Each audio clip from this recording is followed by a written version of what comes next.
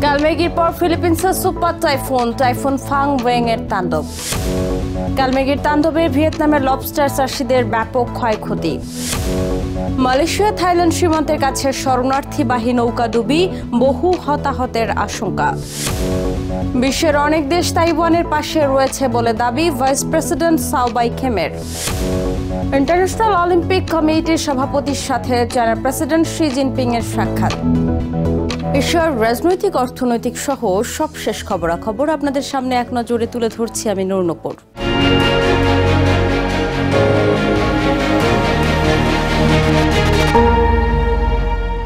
ফিলিপিন্সে আঘাত হেনেছে super typhoon ফাং ওয়েং। রবিবার রাতে দেশটির উত্তর পূর্ব উপকূলে আঘাত হানে ঝড়টি। এ সময় ঘূর্ণিঝড় কেন্দ্রে বাতাসের সর্বোচ্চ একটানা গতিবেগ ছিল ঘন্টায় 185 কিলোমিটার, যা ঘন্টায় 230 কিলোমিটার পর্যন্ত বৃদ্ধি পাচ্ছিল। ঝড়ের আগেই বৈরী আবহাওয়ার কবলে পড়ে অন্তত 2 জনের মৃত্যুর খবর পাওয়া গেছে। প্রাণহানি এড়াতে ঝড়ের সম্ভাব্য গতিপথে অবস্থানকারীদের নিরাপদ আশ্রয়ে সরিয়ে নেওয়া হয়েছে। প্রেসিডেন্ট ফার্ডিনান্ড মার্কোস জুনিয়র দেশ জুড়ে জরুরি অবস্থা ঘোষণা করেছেন। টাইফুন কালমেঘির আঘাত কাটিয়ে ওঠার আগে এবার ফিলিপিন্সে তাণ্ডব চালাচ্ছে সুপার টাইফুন ফাং ওং। দেশটির উত্তর পূর্ব উপকূলে রবিবার রাতে তাণ্ডব চালায় এ ঝড়, যা ইতোমধ্যে কয়েকজনের প্রাণ নিয়েছে। 1 মিলিয়নেরও বেশি মানুষকে নিরাপদ স্থানে সরিয়ে নেওয়া হয়েছে। 60 বছর বয়সী ম্যানিলার বাসিন্দা ভিক্টর গ্যাম্বোয়া বলেন, পরিবারের ছোট সদস্যদের কথা ভেবে তিনি আগেই আশ্রয় কেন্দ্রে অবস্থান নিয়েছেন। শুনেছিলাম এই টাইফুনটা খুব বড় আর শক্তিশালী, তাই আমরা আগেই প্রস্তুতি নিতে চেয়েছি। অবশ্যই ভয় লাগছে, রাতে যদি ঝড় আসে তাহলে তো পালাতে হিমশিম খেতে হবে। আমার ছোট ছোট নাতি নাতনি আছে, তাই আগেই সরে যাওয়ার সিদ্ধান্ত নিয়েছি। রবিবার রাতে অরোরা প্রদেশের দিনালুঙ্গান শহরে প্রবল বেগে আঘাত হানে ফাং ওং। এ সময় বাতাসের গতিবেগ ছিল ঘন্টায় 185 কিলোমিটার, যা 230 কিলোমিটার পর্যন্ত বৃদ্ধি পাচ্ছিল। বিশেষজ্ঞদের মতে সাম্প্রতিক বছরগুলোর মধ্যে এটি ফিলিপিন্সের দিকে ধেয়ে আসা সবচেয়ে শক্তিশালী ঘূর্ণিঝড়গুলোর একটি। প্রায় 1800 কিলোমিটার জুড়ে থাকা বৃষ্টি ও বাতাসের বলয়ে দেশটির 2/3 অংশ ঢেকে ফেলতে পারে এটি। 50 বছর বয়সী বাসিন্দা ক্রিস্টোফার সানজেস বলেন, ঝড় এলেই তাদের বাড়ি ডুবে যায়। আমরা খবর পেয়েছিলাম ঝড়টা খুব শক্তিশালী হবে, তাই আগে ভাগেই নিরাপদ স্থানে চলে এসেছি। আমাদের জিনিসপত্র উঁচু জায়গায় রেখেছি, কিছু আত্মীয়ের বাড়িতে আর কিছু ছাদের উপরে। আমরা নদীর ধারে থাকি, তাই প্রতিবার ঝড় এলেই বাড়ি ডুবে যায়। ঝড়ের প্রভাবে ফিলিপিন্সের পূর্বাঞ্চলের অনেক শহরে বিদ্যুৎ সংযোগ বিচ্ছিন্ন হয়েছে। আগামী 2 দিন স্কুল ও সরকারি অফিস বন্ধ রাখার নির্দেশ দেওয়া হয়েছে। বাতিল হয়েছে শত শত অভ্যন্তরীণ ও আন্তর্জাতিক ফ্লাইট। সমুদ্র বন্দরে আটকা পড়েছেন 6600-এরও বেশি যাত্রী ও শ্রমিক। 20টিরও বেশি প্রদেশে 3 মিটার পর্যন্ত জলোচ্ছ্বাস হতে পারে বলে সতর্ক করেছে কর্তৃপক্ষ। দেশটি এখনও টাইফুন কালমেঘির ধ্বংসযজ্ঞ সামলে উঠতে পারেনি। ওই ঝড়ে অন্তত 224 জন নিহত হয়েছিলেন। ফিলিপিন্সের প্রেসিডেন্ট ফার্ডিনান্ড মার্কোস জুনিয়র কালমেঘির ক্ষয়ক্ষতি ও ফাং ওং এর সম্ভাব্য বিপর্যয় মোকাবিলায় দেশজুড়ে জরুরি অবস্থা ঘোষণা করেছেন। Basudebnath, TVN 24 news desk. ভিয়েতনামের টাইফুন কালমেঘির তাণ্ডবে লবস্টার চাষিরা ব্যাপক ক্ষয়ক্ষতির মুখে পড়েছেন। ঝড়ে ডাকলাক প্রদেশের ভুংচেও গ্রামের এক চাষির প্রায় 5000 লবস্টার ভেসে গেছে। এতে তার ক্ষতি হয়েছে প্রায় $15,000। 2 ছেলে নিয়ে আবারও নতুন করে ঘুরে দাঁড়ানোর প্রত্যয় ব্যক্ত করলেও নগুয়েন ভ্যান হন নামে ওই লবস্টার চাষি জানান, সরকারি সহায়তা ছাড়া তার পক্ষে নতুন করে শুরু করা সম্ভব নয়। টাইফুন কালমেঘির আঘাতে ব্যাপক ক্ষতির মুখে পড়েছেন ভিয়েতনামের লবস্টার চাষিরা। তাদেরই একজন নগুয়েন ভ্যান হান। ব্যাপক ক্ষতির সম্মুখীন হয়ে তিনি নিজের ভবিষ্যৎ নিয়ে অনিশ্চয়তায় ভুগছেন। ভিয়েতনামের ডাকলাক প্রদেশের 200 বছর পুরনো মৎস্যগ্রাম ভুংচেওতে ঝড়ের পর ছড়িয়ে ছিটিয়ে থাকা নৌযানগুলোর ধ্বংসাবশেষ ঘুরে দেখেন লবস্টার চাষি নগুয়েন ভ্যান হান ও তার 2 ছেলে। সপ্তাহের শুরুতে টাইফুন ক্যালমেগি আঘাত হানার পর গ্রামটিতে দেখা দিয়েছে অভূতপূর্ব ক্ষয়ক্ষতি।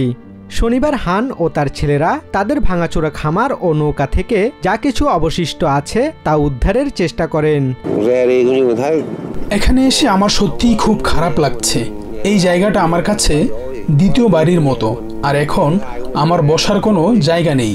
আমার মনে হয় এখন আমাকে কঠোর পরিশ্রম করে একটি নতুন জায়গা তৈরি করতে হবে। গ্রামবাসীরা জানায় এর আগেও তারা ঝড়ের মুখোমুখি হয়েছেন, কিন্তু ক্যালমেগির মতো বিধ্বংসী ঝড় তারা আগে কখনো দেখেননি। হান জানান প্রায় $15,000 সমপরিমাণ ক্ষতি হয়েছে তার, কারণ ঝড়ে তার 5,000 লবস্টার ভেসে গেছে। আমি নিজে কষ্ট করে কাজ করি, কিন্তু ওদের যেন এমন না করতে হয়।